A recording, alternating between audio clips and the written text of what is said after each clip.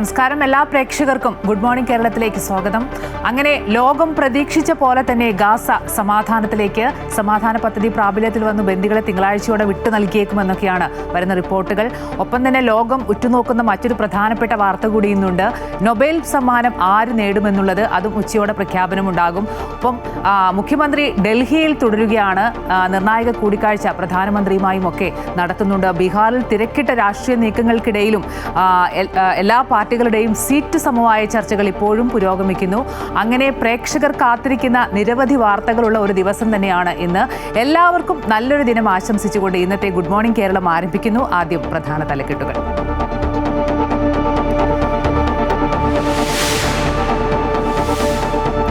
Gaza വെടിനിർത്തൽ കരാറിന്റെ ആദ്യഘട്ടം പ്രാബല്യത്തിലേക്ക്. കരാറിന് ഇസ്രയേൽ മന്ത്രിസഭയുടെ അംഗീകാരം. വെടിനിർത്തലും ബന്ദികളുടെ മോചനവും ഉടൻ. ട്രംപിന് സമാധാനത്തിനുള്ള നൊബേൽ ലഭിക്കുമോ എന്ന ആകാംക്ഷയിൽ ലോകം. പ്രഖ്യാപനം ഇന്നുച്ചയ്ക്ക്.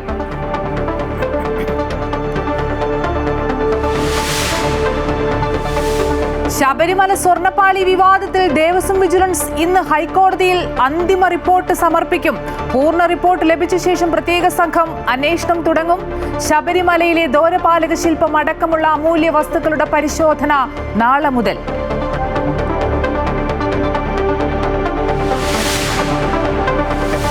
പ്രധാനമന്ത്രി നരേന്ദ്രമോദിയും മുഖ്യമന്ത്രി പിണറായി വിജയനും തമ്മിലുള്ള നിർണായക കൂടിക്കാഴ്ച ഇന്ന്. വയനാട് പുനരധിവാസം, എയിംസ്, ദേശീയപാത വികസനം എന്നിവയിൽ കേന്ദ്രത്തിന്റെ സഹായം ഉറപ്പാക്കും.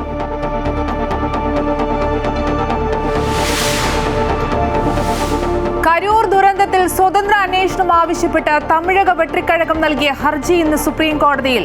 CBI അന്വേഷണമെന്ന ആവശ്യവും പരിഗണിക്കും. കഫ് സിറപ്പ് കഴിച്ച് കുട്ടികൾ മരിച്ച സംഭവത്തിൽ വിശദമായ അന്വേഷണം ആവശ്യപ്പെട്ട് നൽകിയ ഹർജിയും ഇന്ന് കോടതിയിൽ.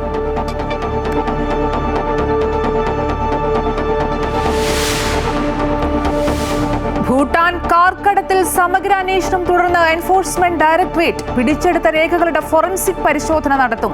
പണമിടപാടുകളുടെയും അക്കൗണ്ടുകളുടെയും വിവരങ്ങൾ പരിശോധിക്കും.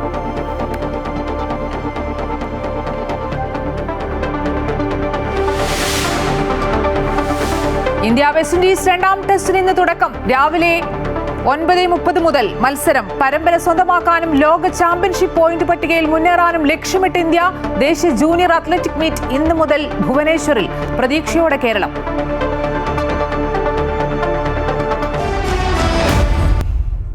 തുടക്കത്തിൽ സൂചിപ്പിച്ച പോലെ തന്നെ ഒരു പ്രതീക്ഷയുടെ വാർത്തയിലേക്കാണ്. ലോകം കാത്തിരുന്ന ഒരു റിപ്പോർട്ട് കൂടിയായിരുന്നു ഇത്. ഗാസ സമാധാനത്തിലേക്ക് എത്തുകയാണ്. സമാധാന കരാറിന്റെ ആദ്യഘട്ടം പ്രാബല്യത്തിലേക്ക്. കരാറിന് ഇസ്രയേൽ മന്ത്രിസഭ അനുമതി നൽകിയിട്ടുണ്ട്. ഗാസയിൽ ബന്ദികളാക്കപ്പെട്ട എല്ലാവരെയും വിട്ടയക്കുന്നതും ഇസ്രയേൽ സേനയുടെ ഒരു പരിധിവരെയുള്ള പിന്മാറ്റവുമാണ് വെടിനിർത്തൽ ധാരണയിലെ ആദ്യഘട്ടം. കഴിഞ്ഞ 2 വർഷത്തെ തുടർച്ചയായ രക്തച്ചൊരിച്ചിലിനും നിലവിളികൾക്കും വിരാമം ഇട്ടുകൊണ്ട് ഗാസയിൽ സമാധാനം പുലരുന്നു. 20,000-ലേറെ കുഞ്ഞുങ്ങൾ ഉൾപ്പെടെ 65,000 പേർക്ക് ജീവൻ നഷ്ടമായ യുദ്ധപരമ്പരയുടെ 2ാം വാർഷികത്തിന് പിന്നാലെയാണ് സമാധാനത്തിന്റെ പ്രതീക്ഷകൾ ഗാസയിൽ നിന്നും പൂവിടുന്നത്.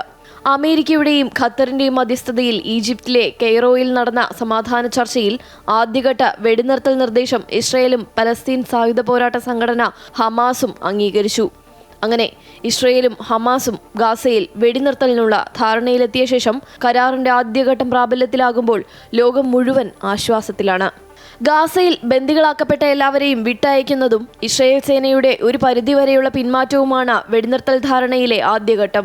അമേരിക്കയുടെ മധ്യസ്ഥതയിൽ നടക്കുന്ന വെടിനിർത്തൽ ധാരണയിൽ ഏതാനും പലസ്തീൻ തടവുകാരെ വിട്ടയക്കും. ബന്ദികളാക്കപ്പെട്ടവരെ തിങ്കളാഴ്ചയോടെ വിട്ടയക്കുമെന്നാണ് അമേരിക്കൻ പ്രസിഡന്റ് ഡൊണാൾഡ് ട്രംപ് വിശദമാക്കിയത്. എന്നാൽ ഹമാസ് ആയുധം ഉപേക്ഷിച്ചതിന് പിന്നാലെയുള്ള ഗാസയിലെ ഭരണപരമായ കാര്യങ്ങൾ ഉൾപ്പെടെയുള്ളവയെക്കുറിച്ച് ട്രംപ് വിശദമാക്കിയില്ല. ഗാസയിലേക്ക് സഹായവുമായി എത്തുന്ന ട്രക്കുകൾക്കും പ്രവേശിക്കാൻ അനുമതി ലഭിക്കും. ഇരുപക്ഷവും തമ്മിലുള്ള കരാർ ഒപ്പിടുന്നതിന് സാക്ഷിയാകാൻ ട്രംപും ഈജിപ്തിലേക്ക് എത്തിയേക്കും. ഗാസ സമാധാന കരാർ യാഥാർത്ഥ്യമാക്കാനായതോടെ അമേരിക്കൻ പ്രസിഡന്റ് ഡൊണാൾഡ് ട്രംപിന് അഭിനന്ദന പ്രവാഹമാണ്. ലോകരാജ്യങ്ങളിലെ നേതാക്കൾ ഫോണിൽ വിളിച്ചും സോഷ്യൽ മീഡിയ പ്ലാറ്റ്ഫോമുകളിലൂടെ ട്രംപിനെ അഭിനന്ദിച്ചും രംഗത്തെത്തി. പ്രധാനമന്ത്രി നരേന്ദ്രമോദി ഫോണിൽ വിളിച്ചാണ് ട്രംപിനെ അഭിനന്ദിച്ചത്. ഗാസ സമാധാന പദ്ധതി ചരിത്രപരമെന്നാണ് മോദി വിശേഷിപ്പിച്ചത്. ഇതിനു മുൻപും വെടിനിർത്തൽ കരാറുകൾ പലവട്ടം ലംഘിക്കപ്പെട്ട മുൻ അനുഭവങ്ങൾ ഉള്ളതിനാൽ ഇത്തവണ ശാശ്വത വെടിനിർത്തലും ഗാസയുടെ സമഗ്ര പുനരധിവാസവും ഉറപ്പാക്കണമെന്നാണ് ലോക നേതാക്കൾ ആവശ്യപ്പെടുന്നത്. വെടിനിർത്തലിനുള്ള ധാരണയെ ആഹ്ലാദപൂർവ്വമാണ് ഇസ്രയേലിലെയും ഗാസയിലെയും ജനങ്ങൾ എതിരേറ്റത്. News desk Amrita TV. ഗാസയിൽ സമാധാനം കൈവരുമ്പോൾ സമാധാന നൊബേൽ പ്രഖ്യാപനവും ഇന്നുണ്ടാകുമെന്നുള്ളതാണ് ഏറ്റവും വലിയ പ്രത്യേകത. ഇന്ത്യൻ സമയം ഉച്ചയ്ക്ക് 2:30 പ്രഖ്യാപനം. US പ്രസിഡന്റ് ഡൊണാൾഡ് ട്രംപ് അവകാശവാദം ഉന്നയിച്ചതോടെയാണ് ഇത്തവണത്തെ സമാധാന നൊബേൽ പ്രഖ്യാപനം ഇത്രയും അധികം ശ്രദ്ധേയമാകുന്നത് എന്ന പ്രത്യേകത കൂടിയുണ്ട്. നൊബേൽ സമ്മാനത്തിന് ഇത്തവണ 338 നാമനിർദ്ദേശങ്ങളാണുള്ളതെന്ന് നൊബേൽ പുരസ്കാര സമിതി അറിയിച്ചിട്ടുണ്ട്. ഇതിൽ 244 വ്യക്തികളും 94 സംഘടനകളുമാണുള്ളത്. ലോകത്തിലെ ഏറ്റവും ഉയർന്ന സിവിലിയൻ അവാർഡായാണ് സമാധാനത്തിനുള്ള നൊബേൽ സമ്മാനം കണക്കാക്കപ്പെടുന്നത്. ലോകത്ത് നിലനിൽക്കുന്ന സംഘർഷങ്ങളുടെ പശ്ചാത്തലത്തിൽ സമ്മാനം ആർക്ക് ലഭിക്കുമെന്നത് വലിയ ആകാംക്ഷയാണ് ഉണർത്തുന്നത്.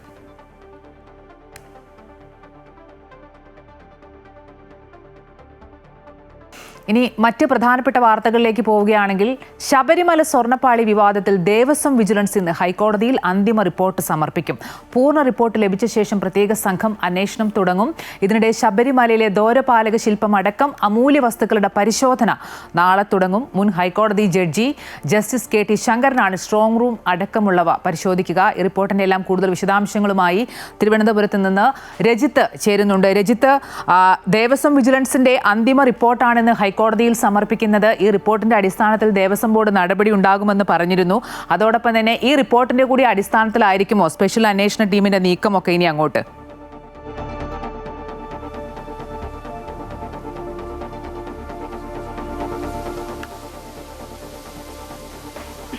മുരാരി ബാബുവിനെതിരെ ദേവസ്വം ബോർഡ് നടപടിയെടുത്തിരുന്നു. നമുക്കറിയാം ഇതുമായി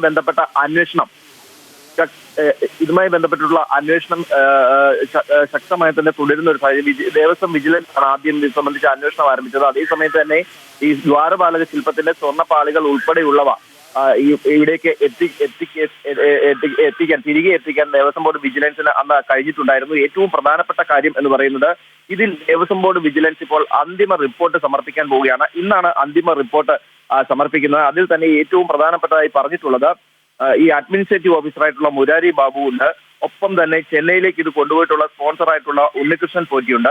ഒപ്പം 2 എക്സിക്യൂട്ടീവ് ഓഫീസർമാരുണ്ട്. തിരുവാഭരണ കമ്മീഷണറുണ്ട്. ഒരു അഡ്മിനിസ്ട്രേറ്റീവ് ഓഫീസറുണ്ട്. ഇനി നിലവിൽ ഇപ്പോൾ ഓഫീസിലുള്ള അവർ വിരമിച്ചവരാണ് 2 എക്സിക്യൂട്ടീവ് ഓഫീസർമാർ. ഒപ്പം തന്നെ ഇപ്പോൾ തിരുവാഭരണ കമ്മീഷണറായിട്ടുള്ള ഒരാളുണ്ട്. ഒപ്പം തന്നെ അഡ്മിനിസ്ട്രേറ്റീവ് ഓഫീസറുണ്ട്. നിലവിൽ ഒരു സർവീസിലുള്ള എഞ്ചിനീയർ. ഇത്രയും പേർക്കാണ് ഇപ്പോൾ നിലവിൽ ഇതുമായി ബന്ധപ്പെട്ടുകൊണ്ട് നടപടി നേരിടുന്നത്. അല്ലെങ്കിൽ ഇത്രയും പേരാണ് കുറ്റക്കാർ എന്ന നിലയിലാണ് ഇപ്പോൾ വിജിലൻസ് കണ്ടെത്തിയിട്ടുള്ളത്. ഒപ്പം തന്നെ ഉണ്ണികൃഷ്ണൻ പോറ്റിക്ക് പാളികൾ കൈമാറുന്നതിനുള്ള ഏതെങ്കിലും തരത്തിലുള്ള ഉന്നത ഇടപെടൽ നടന്നിട്ടുണ്ടോ എന്നതും പരിശോധിക്കേണ്ടത്. ഇവ രണ്ടും സംശയാസ്പദമാണ് എന്നാണ് ഇപ്പോൾ പറഞ്ഞിട്ടുള്ളത്. ഒപ്പം തന്നെ ഈ ദ്വാരപാലക ശില്പങ്ങളുടെ പ്രധാനമായും ഉണ്ടായിട്ടുള്ളത് ദ്വാരപാലക ശില്പങ്ങളുടെ വാതിലുകൾ, മേൽക്കൂര, ചിത്രഫലകം, താഴികക്കുടം എന്നിവയാണ് നിലവിൽ ഈ ചെമ്പ് തകടിന് മുകളിൽ തുടങ്ങിയവയുടെ മുകളിലാണ് ഈ സ്വർണം പൂശിയിരുന്നത്. അവ പരിശോധിക്കണം. കൂടുതൽ ശബരിമലയിൽ ഉള്ള സ്വർണവും അല്ലെങ്കിൽ അവിടുത്തെ അമൂല്യ വസ്തുക്കളടക്കം പരിശോധിക്കണമെന്ന നിർദ്ദേശം കൂടി ഉയർന്നു വന്നിരുന്നു. അതിന്റെ കൂടി സാഹചര്യത്തിലാണ് ജസ്റ്റിസ് KT ശങ്കറിന്റെ നേതൃത്വത്തിലുള്ള സംഘത്തെ ഇപ്പോൾ നിയോഗിച്ചിരിക്കുന്നത്. ആ ജസ്റ്റിസ് KT ശങ്കറിന്റെ നേതൃത്വത്തിൽ ഈ നാളെ മുതൽ അദ്ദേഹം നാളെ ശബരിമലയിലേക്ക് എത്തും എന്നാണ് നമുക്ക് ലഭിച്ചിരിക്കുന്ന വിവരം. എന്നാൽ അദ്ദേഹം ഇക്കാര്യം സ്ഥിരീകരിക്കുന്നില്ല. അദ്ദേഹം പറയുന്നത് കോടതി നേരത്തെ തന്നെ ഇതിനൊരു രഹസ്യ സ്വഭാവം സൂക്ഷിക്കണം എന്നൊരു നിർദ്ദേശം നൽകിയിരുന്നു. അതുകൊണ്ട് തന്നെ അദ്ദേഹം ഇക്കാര്യത്തിൽ ഒരു വ്യക്തത ഇനിയും വരുത്തിയിട്ടില്ല. എങ്കിൽ തന്നെയും നാളെ അദ്ദേഹം സന്നിധാനത്തെത്തി ഇതിന്റെ അമൂല്യ വസ്തുക്കളുടെ പരിശോധനകൾ ആരംഭിക്കും എന്ന് തന്നെയാണ് നമുക്ക് മനസ്സിലാക്കാൻ കഴിയുന്നത്. നിലവിൽ ഉണ്ണികൃഷ്ണൻ പോറ്റി ഉൾപ്പെടെയുള്ളവരെ പലതവണ ദേവസ്വം വിജിലൻസ് ചോദ്യം ചെയ്യുകയും ഒപ്പം തന്നെ വിവരങ്ങൾ ശേഖരിക്കുകയും ഒക്കെയും ചെയ്തിരുന്നു. അവയൊക്കെയും ഇപ്പോഴും തുടരുന്നുണ്ട്. കഴിഞ്ഞ ദിവസം ഇന്നലെയാണ് ചെന്നൈയിലുള്ള സ്മാർട്ട് ക്രിയേഷൻസിൻ്റെ ഉദ്യോഗസ്ഥർ CEO ഉൾപ്പെടെയുള്ളവർ അവിടേക്ക് എത്തി ഈ കാര്യങ്ങൾ സംബന്ധിച്ച കൂടുതൽ മൊഴികൾ ദേവസ്വം ബോർഡ് വിജിലൻസിന് നൽകിയത്. ഈ മൊഴികൾ കൂടി ഉൾപ്പെടുത്തിയിട്ടുള്ള ഒരു റിപ്പോർട്ടായിരിക്കും ഇന്ന് ഹൈക്കോടതിയിൽ സമർപ്പിക്കുന്നത് വിജിലൻസ്. ഹൈക്കോടതിയിൽ ഈ റിപ്പോർട്ട് വിജിലൻസ് സമർപ്പിച്ചതിന് ശേഷം ഈ റിപ്പോർട്ട് അന്വേഷണ സംഘത്തിന് നേരത്തെ ഇടക്കാല റിപ്പോർട്ട് സമർപ്പിച്ചിരുന്നു. ഉണ്ണികൃഷ്ണൻ പോറ്റിയിൽ നിന്ന് ലഭിച്ച വിവരങ്ങളുടെ അടിസ്ഥാനത്തിൽ തന്നെ സ്വർണം മോഷ്ടിക്കപ്പെട്ടു, ശബരിമലയിൽ ഉണ്ടായിരുന്ന സ്വർണം മോഷ്ടിക്കപ്പെട്ടു എന്ന കാര്യത്തിൽ വിജിലൻസിന് വിവരം ലഭിക്കുകയും വ്യക്തമായ തെളിവുകൾ ലഭിക്കുകയും ചെയ്ത സാഹചര്യത്തിൽ ഈ വിവരങ്ങൾ ആദ്യം ഒരു ഇടക്കാല റിപ്പോർട്ടായി ഹൈക്കോടതിയിൽ നൽകിയിരുന്നു. ഈ ഇടക്കാല റിപ്പോർട്ടിന്റെ അടിസ്ഥാനത്തിലാണ് ADGP H വെങ്കടേഷിന്റെ നേതൃത്വത്തിലുള്ള ഒപ്പം തന്നെ ശശിധരൻ SP ആയിട്ടുള്ള ശശിധരന്റെയും കൂടി നേതൃത്വത്തിലുള്ള അന്വേഷണ സംഘത്തെ കോടതി നിയോഗിച്ചത്. ഈ അന്വേഷണ സംഘത്തിൽ നിന്നുള്ള ഉദ്യോഗസ്ഥർ തന്നെ ദേവസ്വം ബോർഡ് ആസ്ഥാനത്തെത്തി വിവരങ്ങൾ ശേഖരിക്കുകയും SP-യെ നേരിൽ കണ്ട് വിവരങ്ങൾ ശേഖരിക്കുകയും ചെയ്തിട്ടുണ്ട്. റിപ്പോർട്ടുകൾ പരിശോധിക്കുകയും ചെയ്തിട്ടുണ്ട്. ഒപ്പം ഉന്നത ഉദ്യോഗസ്ഥരിൽ നടക്കം മൊഴികളടക്കം.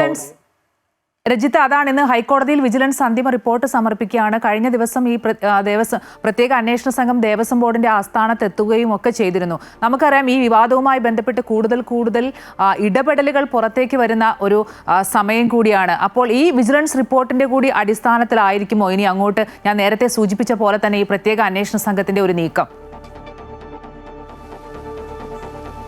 തീർച്ചയായും ഇത് നമുക്കറിയാം, ദേവസ്വം ബോർഡിൻ്റെ വിജിലൻസ് സംഘമാണ് ഇത് സംബന്ധിച്ച ആദ്യ കണ്ടെത്തലുകൾ നടത്തിയിരിക്കുന്നത്. കാരണം ഈ ദ്വാരപാലക ശില്പത്തിൻ്റെ പാളികൾ കണ്ടിരുന്നില്ല, ഒപ്പം തന്നെ പീഠം കണ്ടെത്താൻ കഴിഞ്ഞിരുന്നില്ല. നിരവധി ആരോപണങ്ങളാണ് ശബരിമലയുമായി ബന്ധപ്പെട്ടുകൊണ്ട് ഈ ദ്വാരപാലക ശില്പത്തിൽ തന്നെ ആരോപണങ്ങളുമായി ആദ്യം രംഗത്തേക്ക് എത്തിയത്. ഇത് സമർപ്പിച്ചതായി പറയപ്പെടുന്ന ഉണ്ണികൃഷ്ണൻ പോറ്റി തന്നെയാണ്. ആ ഉണ്ണികൃഷ്ണൻ പോറ്റിയുടെ സഹോദരിയുടെ വീട്ടിൽ നിന്ന് തന്നെ ഈ ദ്വാരപാലക ശില്പത്തിൻ്റെ പീഠങ്ങൾ കണ്ടെത്തിയത് ദേവസ്വം വിജിലൻസ് ആണ്. ആ ദേവസ്വം വിജിലൻസിനെയാണ് ആദ്യം ഹൈക്കോടതി ഇത് സംബന്ധിച്ച അന്വേഷണത്തിനായി നിയോഗിക്കുകയും ചെയ്തത്. ഹൈക്കോടതി വിജിലൻസിന്റെ കണ്ടെത്തലിന്റെ ഇടക്കാല റിപ്പോർട്ട് പുറത്തു വന്നിരുന്നു. ഇടക്കാല റിപ്പോർട്ടിൽ തന്നെ ഉണ്ണികൃഷ്ണൻ പോറ്റിയുടെ പങ്ക് വ്യക്തമാവുകയും ഉന്നത ഉദ്യോഗസ്ഥരുടെ അടക്കം പങ്ക് വ്യക്തമാവുകയും ചെയ്തിരുന്നു. അതിന്റെ അടിസ്ഥാനത്തിലാണ് അന്വേഷണ സംഘത്തെ നിയോഗിച്ചിരിക്കുന്നത്. അന്വേഷണ സംഘത്തിന്റെ നിലവിൽ ഈ ദേവസ്വം വിജിലൻസിന് ഇത്തരത്തിൽ അന്വേഷണം നടത്താനും ഇത് സംബന്ധിച്ച റിപ്പോർട്ട് സമർപ്പിക്കാനും മാത്രമാണ് അധികാരമുള്ളത്. എന്നാൽ ഇത് സ്വർണം മോഷ്ടിക്കപ്പെട്ടു എന്ന നിലയിലേക്ക് കാര്യങ്ങൾ എത്തുമ്പോൾ ഇത് സംബന്ധിച്ച് വ്യക്തമായ അന്വേഷണം നടത്തേണ്ടത്, അല്ലെങ്കിൽ നിയമപരമായി കൂടുതൽ സാധ്യതയുള്ള അന്വേഷണം നടത്തേണ്ടതും ADGP റാങ്കിലുള്ള. ശബരിമല സ്വർണ്ണപ്പാളി വിവാദത്തിൽ ദേവസ്വം വിജിലൻസ് ഇന്ന് ഹൈക്കോടതിയിൽ അന്തിമ റിപ്പോർട്ട് സമർപ്പിക്കും. അത് സംബന്ധിച്ചൊക്കെ ആയിരിക്കും ഇനി അങ്ങോട്ട് പ്രത്യേക അന്വേഷണ സംഘത്തിന്റെ നീക്കമൊക്കെ നടക്കുക. ഇതിന്റെ വിശദാംശങ്ങൾ നൽകുകയായിരുന്നു രജിത്ത്. ഇനി മറ്റൊരു പ്രധാനപ്പെട്ട വാർത്ത. മുഖ്യമന്ത്രി ഡൽഹിയിലാണ്. പ്രധാനമന്ത്രി നരേന്ദ്രമോദിയും മുഖ്യമന്ത്രി പിണറായി വിജയനും തമ്മിലുള്ള നിർണായക കൂടിക്കാഴ്ച ഇന്നുണ്ടാകും. സാമ്പത്തിക സഹായം ഉൾപ്പെടെ നിരവധി വിഷയങ്ങൾ പിണറായി മോദി കൂടിക്കാഴ്ചയിൽ ചർച്ചയാകും. വയനാട് പുനരധിവാസം, അതുപോലെ തന്നെ എയിംസ്, ദേശീയപാത വികസനം എന്നിവയിൽ കേന്ദ്ര സർക്കാരിന്റെ സഹായം ഉറപ്പാക്കുകയാണ് ലക്ഷ്യം. തദ്ദേശ നിയമസഭാ തെരഞ്ഞെടുപ്പുകൾ അടുത്തിരിക്കെയുള്ള കൂടിക്കാഴ്ചയ്ക്ക് രാഷ്ട്രീയ പ്രാധാന്യവും ഏറെയാണ്. കൂടുതൽ വിവരങ്ങളുമായി KK പ്രശാന്ത് ചേരുന്നുണ്ട്. പ്രശാന്ത്, മുഖ്യമന്ത്രി ഇന്നലെ 4 മന്ത്രിമാരുമായിട്ടാണ് കൂടിക്കാഴ്ച നടത്തിയത്. കേരളത്തിന്റെ ആവശ്യങ്ങൾ കേന്ദ്രത്തെ ബോധ്യപ്പെടുത്തുക എന്നുള്ളതാണ് ഏറ്റവും പ്രധാനം. അതൊക്കെ എത്രത്തോളം നിർണായകമായിരിക്കും?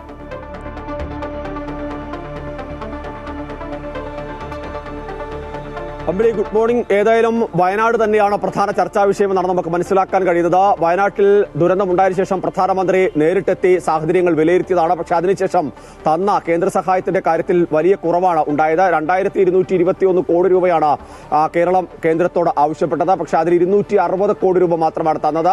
അതിൽ തന്നെ ദേശീയ ദുരന്ത നിവാരണ അതോറിറ്റി പറഞ്ഞ തുകയിലും കുറച്ചാണ് അമിത്ഷാ അധ്യക്ഷനായ സമിതി അംഗീകരിച്ചത്. അതിന്റെ കൂടി അടിസ്ഥാനത്തിലാണ് ഇന്നലെ അമിത്ഷായുമായി മുഖ്യമന്ത്രി നേരിട്ട് ചർച്ച നടത്തിയത്. ഈ മോദി സർക്കാർ അധികാരത്തിൽ വന്ന ശേഷം ആഭ്യന്തരമന്ത്രിയുമായി മുഖ്യമന്ത്രി നേരിട്ട് കൂടിക്കാഴ്ച നടത്തുന്നത് ആദ്യം തന്നെയായിരുന്നു. അതുകൊണ്ട് തന്നെ ഏറ്റവും പ്രധാനപ്പെട്ട ഒരു ചർച്ചയായിരുന്നു. അതിൽ ഏറ്റവും ശ്രദ്ധിക്കേണ്ടത്, മുഖ്യമന്ത്രി മാധ്യമങ്ങളുടെ കാര്യങ്ങളൊന്നും വെളിപ്പെടുത്തിയില്ലെങ്കിലും മുഖ്യമന്ത്രി മടങ്ങി വന്ന ശേഷമുള്ള അദ്ദേഹത്തിന്റെ ശരീരഭാഷയിൽ ചില ഉറപ്പുകൾ ലഭിച്ചു എന്നുള്ളതാണ് നമുക്ക് മനസ്സിലാക്കാൻ കഴിയുന്നത്. അക്കാര്യത്തിൽ ഒരു വിശദീകരണമോ വിലയിരുത്തലോ ഒക്കെ തന്നെ ഈ വരുന്ന ദിവസങ്ങളിൽ ഉണ്ടാകുമെന്നാണ് നമുക്ക് പ്രതീക്ഷിക്കുന്നത്. ഇന്നലെ ഈ കൂടിക്കാഴ്ച തുടർച്ചയായി തന്നെയാണ് ഇന്നിപ്പോൾ പ്രധാനമന്ത്രിയുമായി 11 മണിക്ക് മുഖ്യമന്ത്രി കൂടിക്കാഴ്ച നടത്തുന്നത്. ആ കൂടിക്കാഴ്ചയിൽ ഈ മന്ത്രിമാരുമായി നടത്തിയ ചർച്ചയുടെ കാര്യങ്ങൾ മുഖ്യമന്ത്രി പ്രധാനമന്ത്രി അറിയിക്കും. പ്രധാനമന്ത്രി കൂടി ഇടപെട്ട് ഇക്കാര്യങ്ങൾ ഒരു പരിഹാരം ഉണ്ടാക്കണമെന്ന ആവശ്യം മുന്നോട്ട് വെക്കുകയും ഒക്കെ ചെയ്യും. വലിയ ഇടവേളയ്ക്ക് ശേഷമാണ് മുഖ്യമന്ത്രിയും അതുപോലെ തന്നെ പ്രധാനമന്ത്രിയും തമ്മിൽ കൂടിക്കാഴ്ച നടത്തുന്നത്. മറ്റൊരു പ്രധാനപ്പെട്ട കാര്യം എയിംസ് ആണ്. കേരളത്തിൽ ഇപ്പോൾ എയിംസ് എവിടെ വേണമെന്ന ചർച്ചയിലാണ് പ്രധാനമായി നടക്കുന്നത്. പക്ഷേ സംസ്ഥാന സർക്കാരിന്റെ നിലപാട് എയിംസ് എവിടെയായാലും കുഴപ്പമില്ല, വളരെ പെട്ടെന്ന് ഈ എയിംസ് അനുവദിക്കണം എന്നുള്ളതാണ്. സ്ഥലം ഏറ്റെടുത്ത് കൊടുക്കാൻ തയ്യാറാണ് എന്ന കാര്യങ്ങളെല്ലാം തന്നെ സംസ്ഥാന സർക്കാർ വ്യക്തമാക്കിയിട്ടുണ്ട്. അക്കാര്യത്തിലാണ് JP നദ്ദയുമായി മുഖ്യമന്ത്രി ചർച്ച നടത്തിയത്. അത് സംബന്ധിച്ചുള്ള വിശദാംശങ്ങൾ പരിശോധിക്കുകയും വിലയിരുത്തുകയും ഒക്കെ ചെയ്യും. അതോടൊപ്പം തന്നെ പ്രധാനപ്പെട്ട കാര്യം തന്നെയാണ് GST പരിഷ്കരണവുമായി ബന്ധപ്പെട്ട ഏകദേശം 8,000 കോടി രൂപയുടെ നഷ്ടം സംസ്ഥാനത്തിന് ഉണ്ടാകും എന്നുള്ള വരുമാന നഷ്ടം ഉണ്ടാകുമെന്നാണ് വ്യക്തമാക്കുന്നത്. ആ കാര്യത്തിൽ കൂടിയുള്ള നിർണായക ചർച്ചകൾ ഉണ്ടാകുമെന്നാണ് നമുക്ക് മനസ്സിലാക്കാൻ കഴിയുന്നത്. ഇതിനോടൊപ്പം തന്നെ പ്രധാനപ്പെട്ട കാര്യം, നിലവിൽ വലിയ രീതിയിലുള്ള പ്രതിഷേധങ്ങളും വലിയ പരിപാടികളും ഒക്കെ തന്നെ സമരവും ഒക്കെ തന്നെ കേരളത്തിൽ നടക്കുന്നുണ്ട്. ആ ഒരു സമയത്താണ് ഈ കൂടിക്കാഴ്ച എന്നുള്ളതും പ്രധാനപ്പെട്ട കാര്യം തന്നെയാണ്. മാത്രമല്ല തദ്ദേശ നിയമസഭാ തെരഞ്ഞെടുപ്പുകൾ വരികയും ചെയ്തിട്ടുണ്ട്. ഈ കൂടിക്കാഴ്ചകൾ ഇപ്പോൾ നമ്മൾ ഈ അറിയുന്നത് പോലെ ഇത് പരസ്യമാണെങ്കിലും പക്ഷേ ഇതിന്റെ ബാക്കി കൂടിക്കാഴ്ചകൾ നടത്തുന്ന സമയവും കാര്യങ്ങളും എല്ലാം തന്നെ വളരെ രഹസ്യമായിട്ടായിരുന്നു എന്നുള്ളതും പ്രധാനപ്പെട്ട കാര്യം തന്നെയാണ്. പ്രത്യേകിച്ച് മുഖ്യമന്ത്രി അമിത്ഷായുമായി നടത്തിയ ചർച്ചയിൽ മറ്റാരും തന്നെ ഉണ്ടായിരുന്നില്ല. ഇപ്പോൾ പ്രധാനമന്ത്രിയുമായുള്ള ചർച്ചയ സമയത്ത് തന്നെ ഇന്നലെ ഒപ്പമുണ്ടായിരുന്ന 2 മന്ത്രിമാരും നാട്ടിലേക്ക് മടങ്ങുന്ന സാഹചര്യമുണ്ട്. ഇങ്ങനെ ഓരോ വകുപ്പുമായി ബന്ധപ്പെട്ട അവരവരുടെ വകുപ്പുമായി ബന്ധപ്പെട്ട ചർച്ചയിൽ മാത്രമാണ് അവർ പങ്കെടുക്കുകയും ചെയ്തത്. നദ്ദയുമായി ബന്ധപ്പെട്ട് നടത്തിയ ചർച്ചയിൽ സംസ്ഥാന ആരോഗ്യമന്ത്രി പങ്കെടുത്തില്ല എന്നുള്ളത് കൂടി നമ്മൾ ചേർത്ത് വായിക്കണം.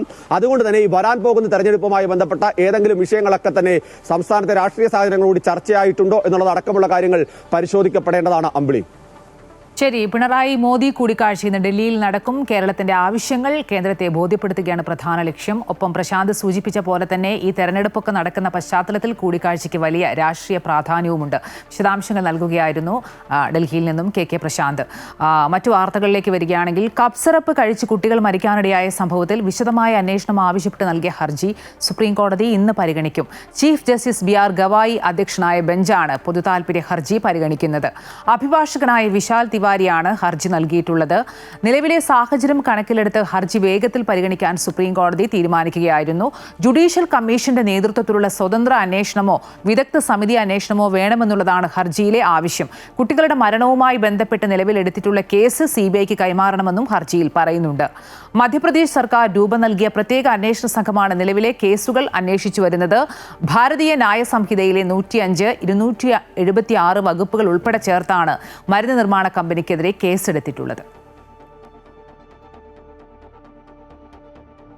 കരൂർ ദുരന്തത്തിൽ സ്വതന്ത്ര അന്വേഷണം ആവശ്യപ്പെട്ട് തമിഴക വെട്രിക്കഴക നൽകിയ ഹർജി സുപ്രീം കോടതി ഇന്ന് പരിഗണിക്കും. പ്രത്യേക അന്വേഷണ സംഘത്തെ രൂപീകരിച്ച മദ്രാസ് ഹൈക്കോടതി ഉത്തരവിനെതിരെയാണ് TVK സുപ്രീം കോടതിയെ സമീപിച്ചിട്ടുള്ളത്. ജസ്റ്റിസ് JK മഹേശ്വരി NV സഞ്ചാരിയ എന്നിവർ അടങ്ങിയ 2 അംഗ ബെഞ്ചാണ് ഹർജി പരിഗണിക്കുന്നത്. സംഭവത്തിൽ CBI അന്വേഷണം ആവശ്യപ്പെട്ട് BJP നേതാവ് GS മണി നൽകിയ ഹർജിയും സുപ്രീം കോടതിക്ക് മുന്നിലുണ്ട്. കൂടുതൽ വിവരങ്ങളുമായി KK പ്രശാന്ത് വീണ്ടും ചേരുകയാണ്. പ്രശാന്ത്, പറഞ്ഞ പോലെ തന്നെ ഈ കരൂർ ദുരന്തവുമായി ബന്ധപ്പെട്ട് മദ്രാസ് ഹൈക്കോടതിയൊക്കെ വലിയ വിമർശനമാണ് നടത്തിയത്. ഈ സാഹചര്യത്തിലാണ് ഇന്ന് 2 ഹർജികൾ സുപ്രീം കോടതി പരിഗണിക്കുന്നു എന്നുള്ള പ്രത്യേകത കൂടിയുണ്ട്.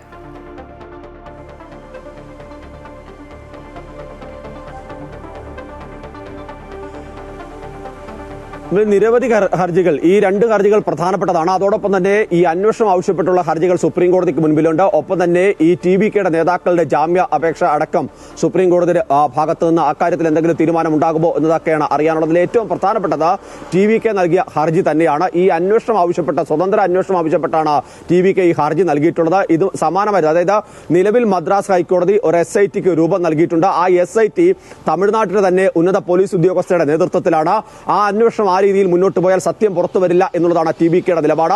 അതുകൊണ്ട് തന്നെയാണ് ഇത്തരമൊരു ഹർജി ഇപ്പോൾ കോടതിക്ക് മുൻപിലേക്ക് എത്തിയിട്ടുള്ളത്. JK മഹേശ്വരി, NV അഞ്ചാരി അടങ്ങിയ ബെഞ്ചാണ് ഈ കാര്യം പരിശോധിക്കുന്നത്. ഏറ്റവും ശ്രദ്ധേയമായ കാര്യം, ഈ ഹർജി മദ്രാസ് ഹൈക്കോടതി പരിഗണിക്കുന്ന സമയത്ത് വലിയ രീതിയിലുള്ള വിമർശനം ഉന്നയിച്ചിരുന്നു. പ്രത്യേകിച്ച് ആ നേതാവ് അവിടുന്ന് ഒളിച്ചോടി എന്ന് അടക്കമുള്ള പരാമർശങ്ങളായിരുന്നു. മാത്രമല്ല കൃത്യമായ മാർഗനിർദ്ദേശങ്ങൾ പാലിക്കപ്പെടാതെയായിരുന്നു ഇത്തരമൊരു നീക്കമുണ്ടായിരുന്നു. രാഷ്ട്രീയ പക്വത വിജയിക്കില്ല തുടങ്ങിയ വിമർശനങ്ങളാണ് കോടതി മുന്നോട്ട് വെച്ചത്. അത്തരത്തിൽ അതിൽ ഏറ്റവും പ്രധാനപ്പെട്ടത് ഇത്തരമൊരു സംഘർഷം അല്ലെങ്കിൽ ഇത്തരമൊരു ദുരന്തം ഉണ്ടാകുന്നു. ആ സമയത്ത് അതിന് അവിടെ എന്താണ് സംഭവിച്ചെന്ന് മനസ്സിലാക്കുക കൂടി ചെയ്യാതെയാണ് നേതാവ് ഒളിച്ചോടിയത് എന്നുള്ളതായിരുന്നു കോടതിയുടെ പരാമർശം. അതുകൊണ്ട് അത് അംഗീകരിക്കാൻ കഴിയില്ല. അങ്ങനെയാണ് ഒരു രാഷ്ട്രീയ നേതാവ് പെരുമാറേണ്ടത് എന്ന അടക്കമുള്ള കാര്യങ്ങളാണ് അന്ന് മദ്രാസ് ഹൈക്കോടതി വ്യക്തമാക്കിയത്. അതിന്റെ അടിസ്ഥാനത്തിൽ ഈ വിമർശനങ്ങൾ നിലനിൽക്കുന്നു. അതോടൊപ്പം തന്നെ ഈ SIT സംസ്ഥാന സർക്കാരിന് കീഴിലുള്ള ഒരു അന്വേഷണ സംഘം ഈ വിഷയം അന്വേഷിച്ചാൽ മതിയായ നീതി ലഭിക്കില്ല എന്നുള്ളതാണ് TBKയുടെ നിലപാട്. അതുകൊണ്ട് തന്നെ അടിയന്തരമായി സുപ്രീം കോടതി വിഷയത്തിൽ ഇടപെടണമെന്നാണ് നേരത്തെ TBK വ്യക്തമാക്കിയത്. അതിന്റെ അടിസ്ഥാനത്തിലാണ് ഇന്നിപ്പോൾ ഹർജി ലിസ്റ്റ് ചെയ്തിട്ടുള്ളത്. ഈ കാര്യങ്ങളെല്ലാം തന്നെ പ്രധാനമായും പരിശോധിക്കും. ഒപ്പം തന്നെ ഇക്കാര്യത്തിൽ കേന്ദ്ര അന്വേഷണ ഏജൻസി വേണമെന്നൊരു ആവശ്യം തമിഴ്നാടിന്റെ ഭാഗത്ത് നിന്ന് ഉണ്ടാകുന്നുണ്ട്. നേരത്തെ തമിഴ്നാട് BJP തമിഴ്നാട് ഘടകം തന്നെയാണ് ഇത്തരമൊരു നിലപാട് മുന്നോട്ട് വെച്ചിട്ടുള്ളത്. ഇപ്പോൾ IT സെല്ലും സമാനമായ നിലപാട് മുന്നോട്ട് വെച്ചിരിക്കുന്നത്. അതുകൊണ്ട് തന്നെയാണ് IT സെല്ലിന്റെ വൈസ് പ്രസിഡന്റ് തന്നെ നേരിട്ട് ഇത്തരമൊരു നിലപാടിലേക്കും ഇത്തരമൊരു ഹർജി സുപ്രീം കോടതിയിൽ കൊടുക്കുന്ന തരത്തിലേക്കൊക്കെ എത്തിയിട്ടുള്ളത്. ഈ രണ്ടംഗ ബെഞ്ചാണ് ഇപ്പോൾ ഈ ഹർജി പരിഗണിക്കുന്നത്. അക്കാര്യത്തിൽ ഏതെങ്കിലും തരത്തിലുള്ള നിരീക്ഷണങ്ങൾ ഉണ്ടാവുകയാണെങ്കിൽ അത് ഏറ്റവും പ്രധാനപ്പെട്ട തന്നെയാണ്. അതായത് മദ്രാസ് ഹൈക്കോടതി എടുത്ത തീരുമാനത്തിൽ ഇപ്പോൾ ഇടപെടാൻ വിസമ്മതിക്കുന്ന ഒരു നിലയിലേക്ക് കാര്യങ്ങൾ എത്തിയാൽ അത് കുറെ കൂടി ഗുരുതരമായ നടപടിയിലേക്ക് തന്നെ പോകും. പ്രത്യേകിച്ച് പരാമർശങ്ങൾ ഉണ്ടാവുകയാണെങ്കിൽ അത് നേരത്തെ സൂചിപ്പിച്ച പ്രധാനപ്പെട്ട കാര്യം TBK അധ്യക്ഷൻ വിജയ് ഈ അടുത്ത ദിവസങ്ങളിൽ തന്നെ ഈ സംഭവ സ്ഥലങ്ങളും ഇതുമായി ബന്ധപ്പെട്ട ദുരന്തത്തിന് ഇരയായവരെ കുടുംബാംഗങ്ങളെ സന്ദർശിക്കാൻ തീരുമാനിച്ചിട്ടുണ്ട്. ആ ഒരു സമയത്താണ് സുപ്രീം കോടതിയുടെ ഭാഗത്തുനിന്ന് ഏതെങ്കിലും തരത്തിലുള്ള പരാമർശങ്ങൾ വരികയാണെങ്കിൽ അതുകൂടി ദേശീയ ശ്രദ്ധയിലേക്ക് എത്തും. സ്വാഭാവികമായും നിലവിൽ ഈ വിഷയം ദുരന്തമുണ്ടായി എന്നതിനപ്പുറത്തേക്ക് ഇത് രാഷ്ട്രീയ വിഷയമായി തന്നെ ഉയർന്നിട്ടുണ്ട് എന്നുള്ളതാണ് പ്രധാനപ്പെട്ട കാര്യം. TBKയുമായി AIADMK ചില ചർച്ചകൾ നടത്തുന്നുള്ള വിവരങ്ങൾ കൂടി പുറത്തു വരുന്നുണ്ട്. ആ ഒരു പശ്ചാത്തലത്തിലാണ് ഇത്തരമൊരു നീക്കങ്ങളെല്ലാം തന്നെ കോടതിയുടെ ഭാഗത്തുകൂടി വരുമെന്ന് പ്രതീക്ഷിക്കപ്പെടുന്നത്. ഏതായാലും നിർണായകമായ ഒരു ഹർജി തന്നെയാണ്. അത് സുപ്രീം കോടതി നേരത്തെ സൂചിപ്പിച്ച JK മഹേശ്വരി, NV അഞ്ചാരി അടങ്ങിയ രണ്ടംഗ ബെഞ്ച് തന്നെയാണ് പരിഗണിക്കുകയും ചെയ്യുന്നത്.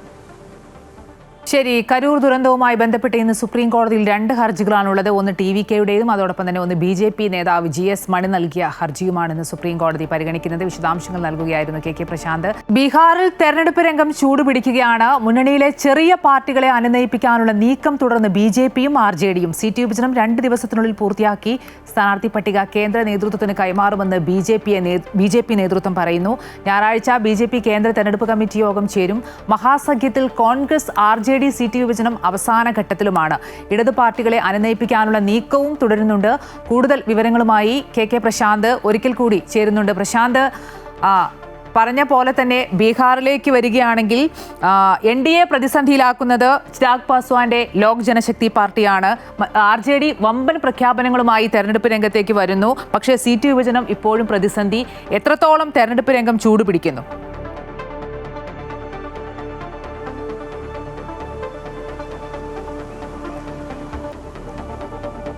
അമ്പിളി, രാജ്യം ഉറ്റുനോക്കുന്ന തെരഞ്ഞെടുപ്പാണ് 2 ഘട്ടങ്ങളിലായി ബീഹാറിൽ നടക്കാൻ പോകുന്നത്. ഏറ്റവും ശ്രദ്ധേയമാകുന്നത് RJDയുടെ പോരാട്ടം തന്നെയാണ് നമുക്ക് പറയേണ്ടി വരും. പ്രത്യേകിച്ച് RJDയുടെ ഭാഗത്ത് നിന്ന് തേജസ്വി യാദവ് മുഖ്യമന്ത്രി സ്ഥാനാർത്ഥിയെ ഉയർത്തിക്കൊണ്ടുള്ള പോരാട്ടം അവർ ആരംഭിച്ചിരിക്കുന്നു.